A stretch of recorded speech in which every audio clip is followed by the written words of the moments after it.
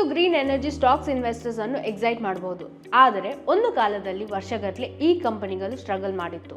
ಈ ಸೆಕ್ಟರ್ಗೆ heavy infrastructure ಬೇಕಾಗುತ್ತೆ ಮತ್ತು ಪ್ರಾಫಿಟ್ ಕೊಡೋಕ್ಕೆ ಹೆಚ್ಚು ಟೈಮ್ ತಗೊಳ್ಳುತ್ತೆ.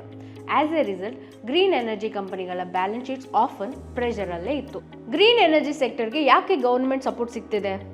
ವರ್ಲ್ಡ್ ಅಲ್ಲಿ ಇಂಡಿಯಾನೇ third largest energy consuming country. Population growth ಇಂದ ಈ ಡಿಮ್ಯಾಂಡ್ ಇನ್ನೂ ಹೆಚ್ಚಾಗಬಹುದು. ಜೊತೆಗೆ ಕ್ಲೈಮೇಟ್ ಚೇಂಜಿನ ಬೆದರಿಕೆ ಕೂಡ ಇದೆ. ಅದಕ್ಕೆ ಆಲ್ಟರ್ನೇಟಿವ್ಸ್ ಅಗತ್ಯವಿದೆ. ಸೊ ಗವರ್ನಮೆಂಟ್ನ ಪ್ರಯತ್ನಗಳ ನಂತರ ರಿಯಾಲ್ಮೋ ಗ್ರೀನ್ ಎನರ್ಜಿಯಲ್ಲಿ ಇಂಡಿಯಾ ಎಲ್ಲಿದೆ ಅಂತ ಅರ್ಥ ಮಾಡ್ಕೊಳ್ಳೋಣ.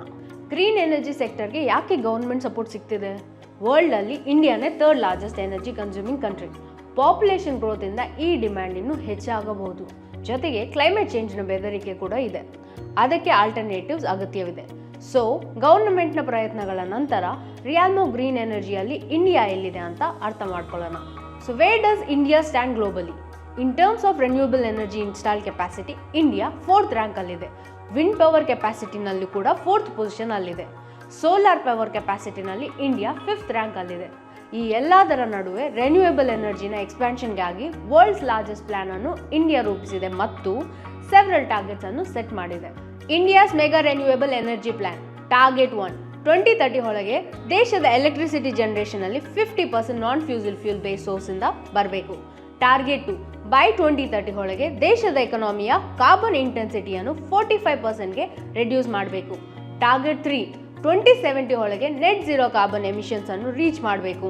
ಟಾರ್ಗೆಟ್ 4 2030 ಒಳಗೆ ಇನ್ಸ್ಟಾಲ್ ಮಾಡಿರೋ ಇಂಡಿಯಾದ ರೆನ್ಯೂಯಬಲ್ ಎನರ್ಜಿ ಕೆಪಾಸಿಟಿಯನ್ನು 500 ಗಿಗಾವಾಟ್ಗೆ ಇನ್ಕ್ರೀಸ್ ಮಾಡಬೇಕು. ಟಾರ್ಗೆಟ್ 5 2030 ಒಳಗೆ 5 million tons of green hydrogen ಅನ್ನು ಪ್ರೊಡ್ಯೂಸ್ ಮಾಡಬೇಕು. ಕೊಟ್ಟಿರೋ ಈ ಲಾರ್ಜ್ ಟಾರ್ಗೆಟ್ಸ್ಗೆ ಸಬ್ಸ್ಟಾನ್ಷಿಯಲ್ ಫಂಡಿಂಗ್ ಬೇಕಾಗುತ್ತೆ. ಅದರಿಂದ ministry of new and renewable ಎನರ್ಜಿಯ ಬಜೆಟರಿ ಅಲೋಕೇಶನ್ಸ್ ಲಾಸ್ಟ್ 2 ಇಯರ್ಸ್ ಅಲ್ಲಿ ಸಿಗ್ನಿಫಿಕೆಂಟ್ ಇನ್ಕ್ರೀಸ್ ಅನ್ನು ನೋಡಿದೆ. ಫಿನಾನ್ಷಿಯಲ್ ಇಯರ್ 24 ಅಲ್ಲಿ 48% ಇನ್ಕ್ರೀಸ್ ಇತ್ತು ಮತ್ತು ಫಿನಾನ್ಷಿಯಲ್ ಇಯರ್ 25 ಅಲ್ಲಿ 26% ರೈಸ್ ಆಗಿದೆ. Green energy sector top expectations. Upcoming union budget 2024 ಅಲ್ಲಿ ಈ ಸೆಕ್ಟರ್ ಏನು ಎಕ್ಸ್ಪೆಕ್ಟ್ ಮಾಡುತ್ತೆ? ಕ್ಯಾಪಿಟಲ್ ಎಕ್ಸ್ಪೆಂಡಿಚರ್ಗೆ ರಿಲೇಟ್ ಆಗೋ ಇಂಟರಿಮ್ ಬಜೆಟ್ ಎಕ್ಸ್ಪೆಕ್ಟೇಷನ್ಸ್ ಮೀಟ್ ಆಗಿದೆ ಮತ್ತು ಅದೇ ಕಂಟಿನ್ಯೂ ಆಗುತ್ತಂತಾನು ಎಕ್ಸ್ಪೆಕ್ಟ್ ಮಾಡಲಾಗಿದೆ.